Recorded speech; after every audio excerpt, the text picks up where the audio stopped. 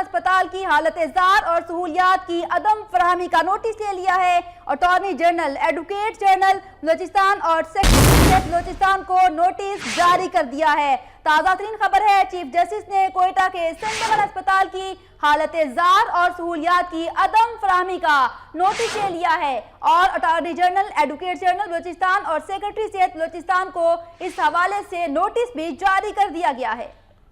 Chief justice نے کوئٹہ کے cent Aiman اسپتال کی حالت زار اور سہولیات کی عدم فراہمی کا نوٹس لے لیا ہے۔ Attorney general advocate general Balochistan اور سیکرٹری صحت بلوچستان کو نوٹس بھی جاری کر دیا گیا ہے۔